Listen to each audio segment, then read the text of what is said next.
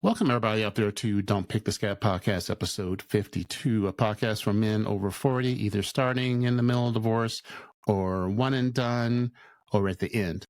We present some of the tips, tricks, and methods for you to heal and move on with your life. We have special guests on here all the time who have gone through things, and we've got a doozy for you today. We got Simon Yeats.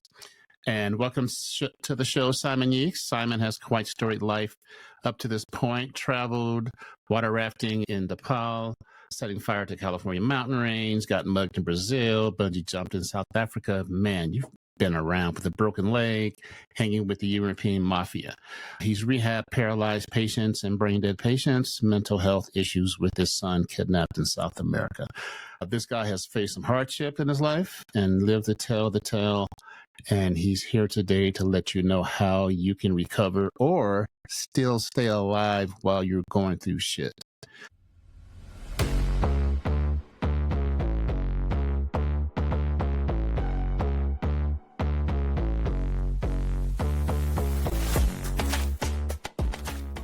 Welcome to the Don't Pick the Scab podcast with the premise of connecting men over 40 with the tools and community to thrive in their divorce recovery, either before, during, or after a divorce. Maybe recover from your divorce hardships and go from there. So go ahead, Simon, tell us a little bit about you. But after you tell us, I want to start the 3 sides of Simon. I think that is awesome.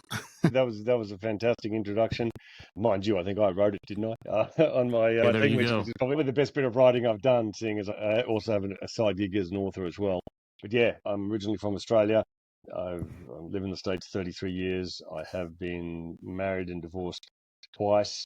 And I have another story that I didn't even mention there about reconnecting with the woman who I thought was the love of my life 27 years after we dated for a week in Los Angeles. And then she went to Belgium, married another guy. Then we reconnected 27 years completely by accident. She contacted a friend of mine. He got me in contact. Thought this was, wow, it's all happened. And there's a story even with that for your listeners.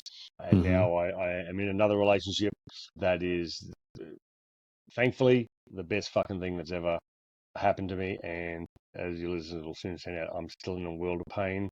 But I'm at least in the best place that I've been in for the last 14 years. Wow. Let's talk about the 3 sides of Simon. Let's break down that first, because I think that's awesome. And I think we all have 3 sides: the funny side, the serious side, and the dark side. So can you explain those a little bit? Let's go to the dark side first. I think it was probably 13 years ago on a night after I'd been at work and a 25-year-old kid died in my arms.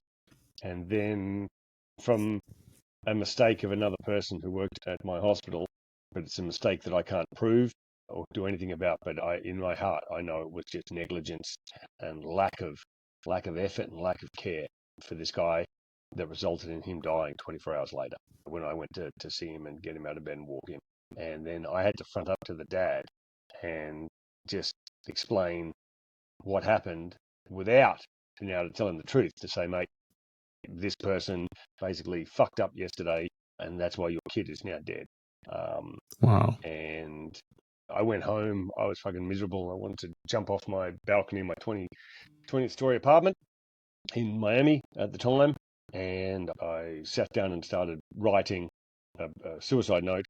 And I just kept writing all night. And at some point I was like going, maybe I could write a story or something about my life to say to people, hey, it wasn't all as bad as it is right now while I'm in this spot. So I wrote a funny story about one of my travels, and then I fell asleep, probably crawled into bed, just rolled over from my desk into my bed, woke up in the morning, started writing some more, and my writing became my therapy.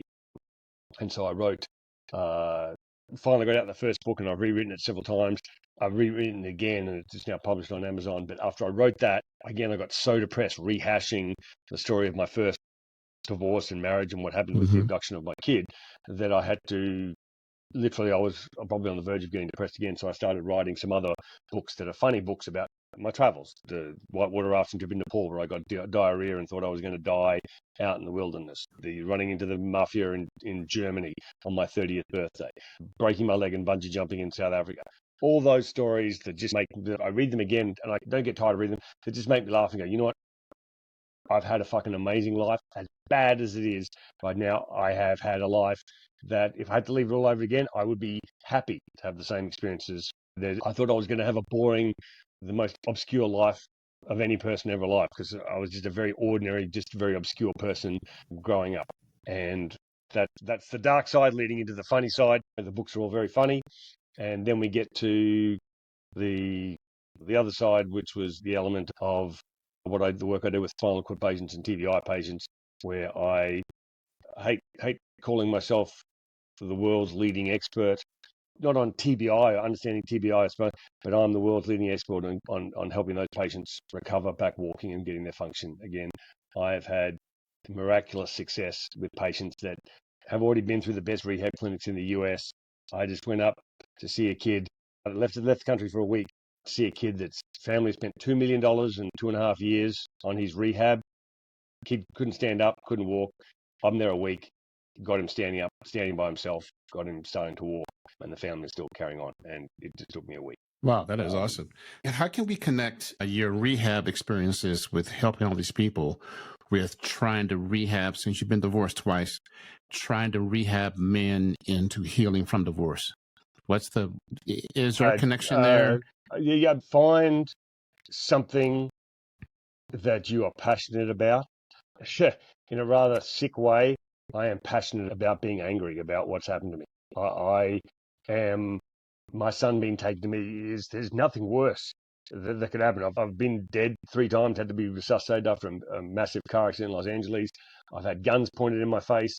I've had near-death experiences. None of them come close to the experience of having lived 14 years without my son to be able to be his father. And that anger fuels me to go out and be angry about what's done to all these patients where no one has bothered to made any effort to help them. My problem could be solved to see my kid with one judge picking up a fucking pen and signing his name at the bottom of one of the 7 requests I've had to be able to see my son in court. All he has to do is sign it. Yeah, he's allowed to go and see his dad. Can't get a fucking judge to do it. 14 years. Can't get a judge to put in that much effort. Okay. I live for the moment that I have a judge or a lawyer call me and say, hey, my son's got a TBI, or you seem to be the only person who knows what he's doing. And I get to say, go fuck yourself. I'm living for that moment. My anger is me holding me on that someone who has done me wrong is going to need me, and I get to fucking go, mate. I put all this effort in with patients right now just for that fuck you moment. And that's I encourage guys, be angry. If being angry and if that moves you forward and get things done, then do it. I know a lot of people are like, no, love and goodness and whatever. I'm on the opposite side of the spectrum. I use my hate and my anger to get things done. I'm a big proponent of leaning into the anger. Use the anger, use the negativity to go forward. And I actually got a present for you. I'm going to send it to you. I have a PDF book I wrote, and it's called "It's Okay to Hate the Ex." Mate, that's So I'm gonna send it to you after this. I'll send you a copy of my book, My Second Life, One Man's Inspirational Story. I'll be happy to do an exchange. And you say you'll read it and you'll be as pissed off as I am by the time you get to the end. You'll be like, I can't believe the shit this guy's been through. Oh yeah, and I want men to go out there and to experience their emotions, because we're from that time set where don't cry, don't be a pussy, don't do that. But man, you gotta cry, you gotta get pissed, you gotta get angry, you have to show your emotions. So what do you think about that? Yeah, 100%. I wear my heart on my sleeve. Always have. I could break down in this interview and start bawling my eyes out. I've broken down in public places after going to Brazil to see and literally been told by my lawyer, get the fuck out of the country. You're going to be arrested and thrown in jail for the rest of your life. She's filed another case against you. She's lied. And have gone down there with all the hope in the world of seeing my child. And then that's how easy it is.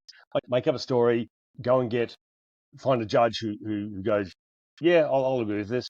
And next thing you know, your life is and knowing how friggin' hard it is. And I've got an impossible task because it's a fucking third world basket case country that I'm dealing with. And so I'd probably cry every morning, just like going through my head. it's a circle. If I do this, then this will happen, then they'll do that. And It as just keeps any going around guy, and around. it's the old saying, if you go to court and cry, oh, your point is like an unstable father. If you go to court and you stand and you show no emotion, oh, look how uncaring Yeah, and then you're a dick. whatever. Yeah. You can't lose. So I am very loud and very outspoken. I don't give a fuck what you think of me, mate. This is who I am. I will die for my fucking kid. If you're not the same, I laugh at you. If you can't, sit here and go, shit, that's the type of father I would be.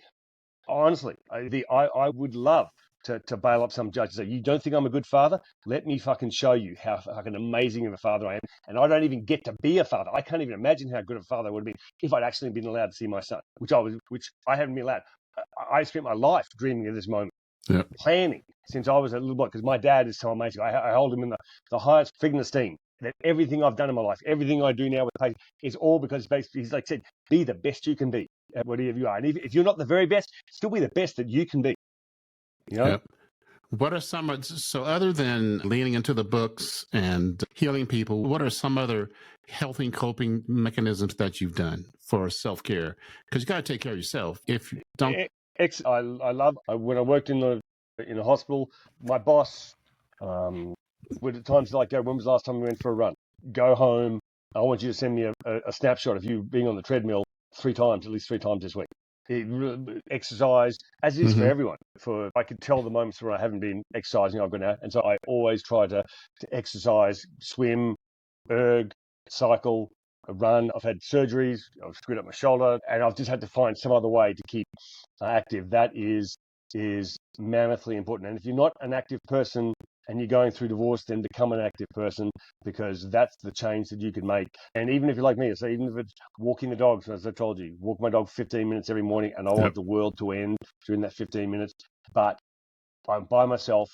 It's only my dogs that are like scared shitless of me because I'm ranting and talking under my breath, and they're wondering what they'll.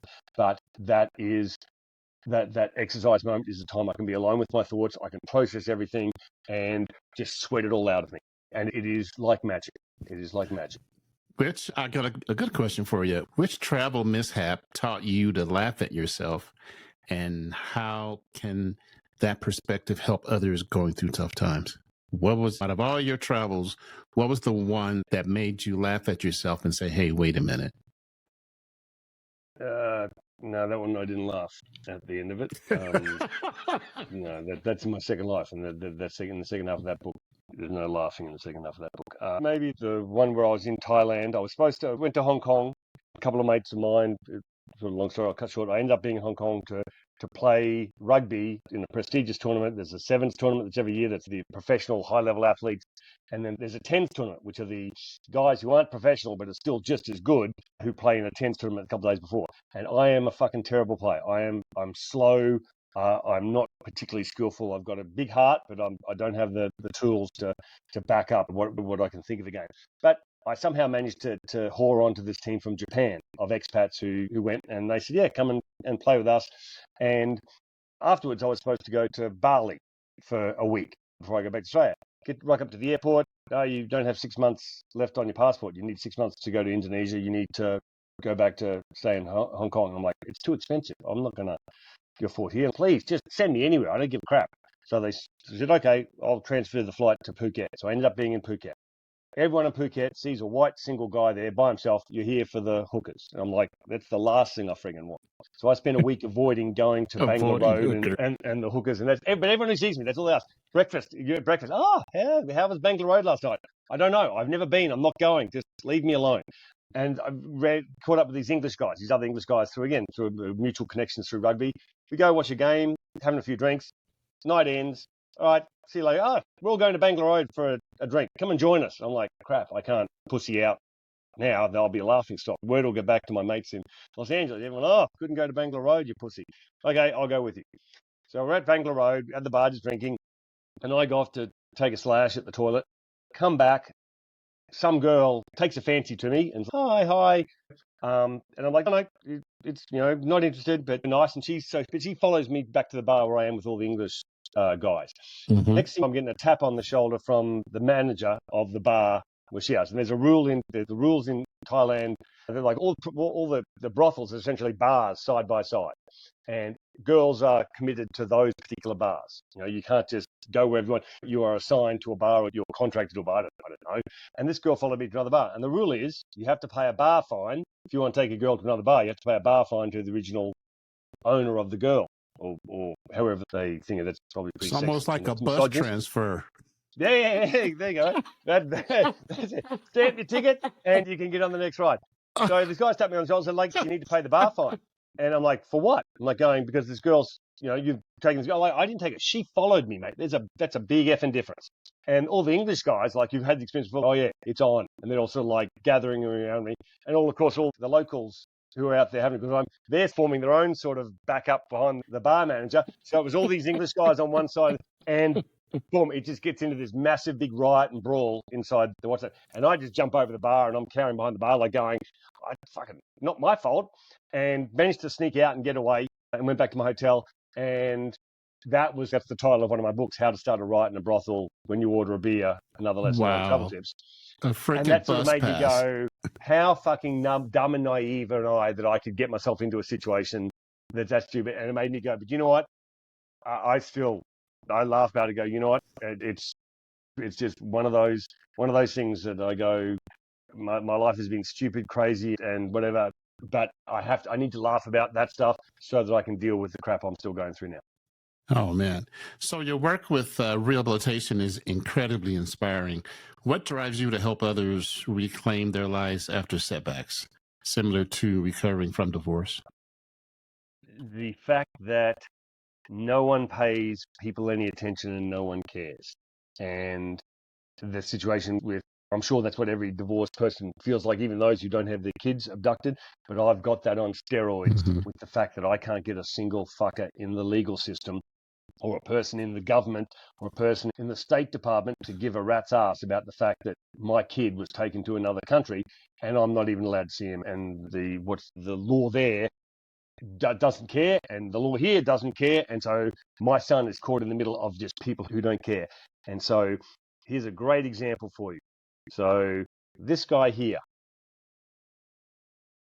Okay. who young husband fell out of a tree, hit his head, severe brain injury, declared brain dead, and family told you got nothing can be done to help him. We're sorry, unplug him, let him die, let him go.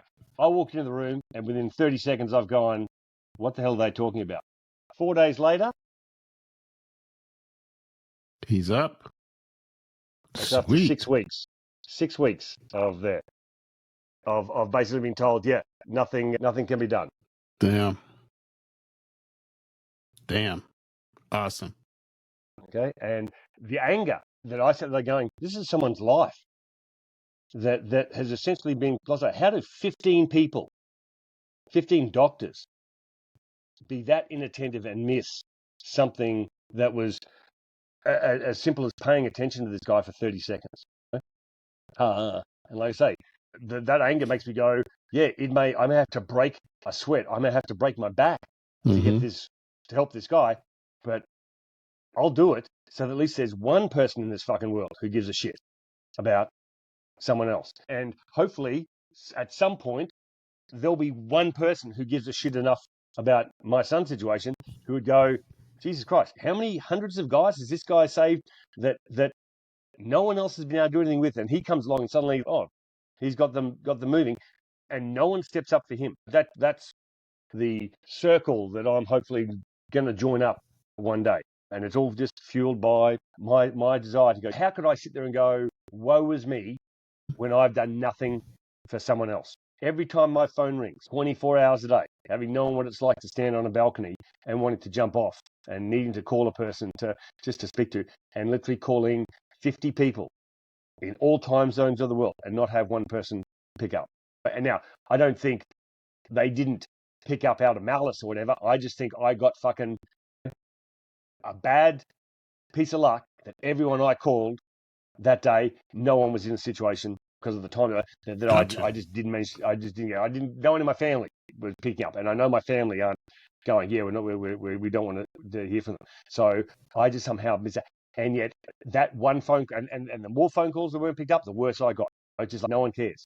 And as you do, you just keep on plugging away. I'll call another person. I've got to find someone. So having felt what that was like, that desperation, every time my phone rings, I don't care if it's a scammer. If they call me 2 a.m, I'm answering the phone. Yep, just in case it's one of my mates. Yep. It just goes, mate, I just need to speak to someone.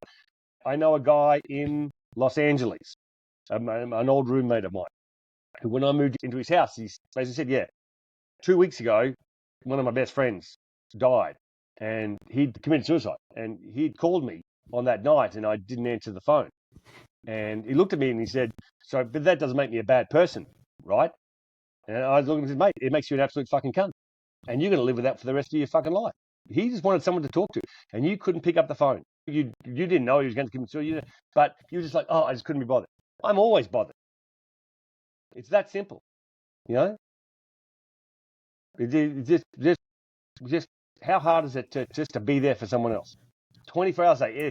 If I could one day again need it, and I've got friends who told me all the time, mate, call us at any time. Call us at any time. We know what it's like. Sometimes they see a Facebook post of mine, and they're like, I'm getting fake, mate, call us. Are you okay? And I'm like, mate, it was just my sixth sense of humor on this day. I'm sorry I got people scared.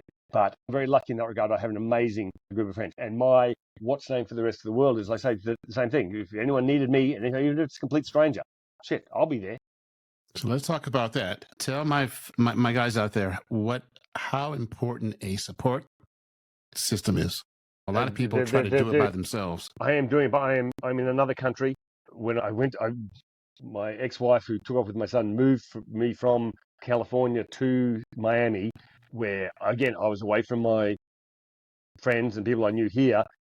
All part of the plan. It's the playbook to go, okay, we can isolate him. And the same thing happened when I moved to Brazil and lived with her and a family in Brazil. They isolated me and beat me down and made me depressed, and it was a horrible experience. And I was too well brought up by my dad to think, no, again, see the best in them. All people are good.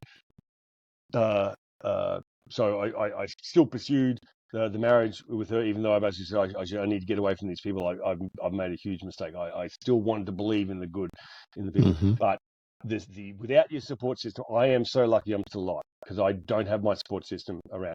And my support system is in Australia and Los Angeles. And now, I say, thankfully, I'm with a new partner who is on her own, is an amazing support system. All the stuff I do with patients, despite I've been doing it for 30 years, I wouldn't have gotten close to what I've accomplished in the last 2 years without her going, wow, you're amazing. That's amazing. And I'm like, you really think so? She goes, yeah. It's almost she pushed you up. She pushed me up. And to think, having my second marriage, she did that for a while, but she had her own problems. And so eventually she started tearing me down. But to be with someone now that I don't know that I've ever been with someone who's lifted me up like this, it's an amazing experience. So I can't sit there and say, no, abandon women altogether, because the right person is amazing. So let's talk about hope. You just brought that up. I got remarried about a year ago, and I never thought I'd do it again. I was in a dark place. Speak to my guys out there about hope. Don't give up hope in anything. Yeah. Okay, let's go through the don't give up hope, and then got kicked in the face yet again. So after my second, but that leads to the point of being with the girl right now. So second divorce in Miami, parted on amiable terms. She has 2 stepkids that I love and adore. That was probably the reason, despite some of the red flags, that made me attracted to her. I wanted to be a father figure. I wanted to have a family. I loved her kids. Hopefully they love me back, even though the mother and I don't get on when we're together. She doesn't lift me up. She tears me down as a way of building herself up. And because of my situation with my son, this is a bad situation. I can't handle your outbursts. I'm going to sit here and just take it, and you're going to push me down so far that I'm just going to you're going to wipe me out. So I think it's best that we just split. So we split on amiable terms. Then a girl that I had dated for a week in Los Angeles that I thought was the one that got away. It's 27 years ago.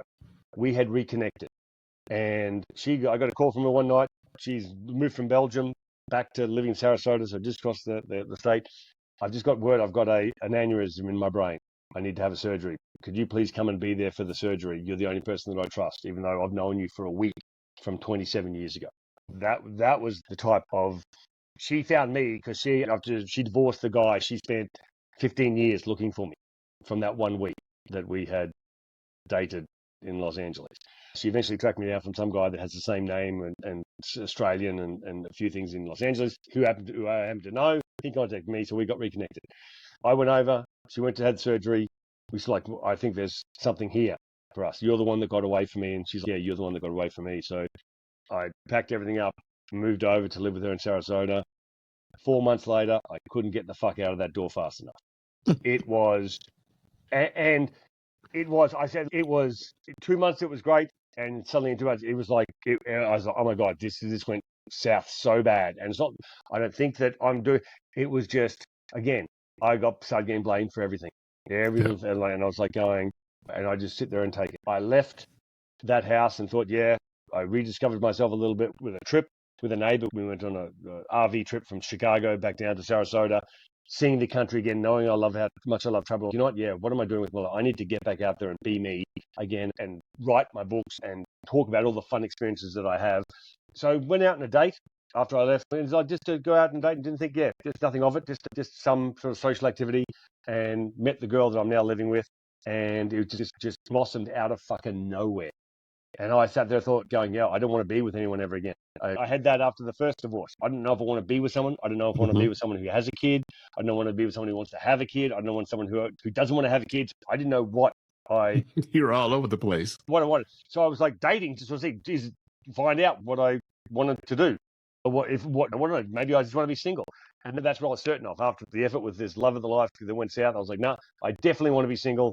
I've got a couple of friends who are devout single on a group. Half of us are married. I'm living in sin with one girl. The other half are married. The other 49% are single permanently. And we just can all talk like men can about the same shit. And we all laugh at each other. Yeah, you're single. Ha ha. Yeah, you're married. Ha ha.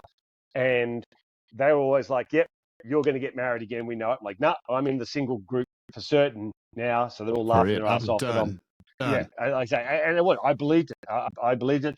And she, like I say, she was that freaking amazing that I'm like going, can't imagine what my life would be without you. Now, in fact, it would be 10 times worse because, like I say, in the last 2 years has been the most calming and the best 2 years of my life. Wow, so that's there awesome. is that chance that, and like I tell you, I still have a lot of shit I'm carrying every single day, and I have to, I can tell you, again, it's not a marriage story, it's a injury story. The type of shit that you don't want people to see. And I've told him multiple times, like, give me everything. I want to see everything of you. No, you don't. No, you don't. I have something so broken inside of me from what I've said. You do not want to see those moments when I can't control it, because as much as I love people to want to help them, I want everybody on this fucking planet dead. Nothing would make me happier, me included. Not that I want the humanity total wiped out. Annihilation. Total annihilation. I've read about it. I'm like, oh no, that'll never happen to me. I believe 15 minutes every day. I want total annihilation. That would bring me such a joy and such happiness. Let's close this up today. Man, this has been interesting. So interesting. So I give you the floor. You've got 3 things to tell my guys over 40. What are the 3 tidbits that you want to convey to them out of this whole podcast? Yeah, you're not alone. It is shitty.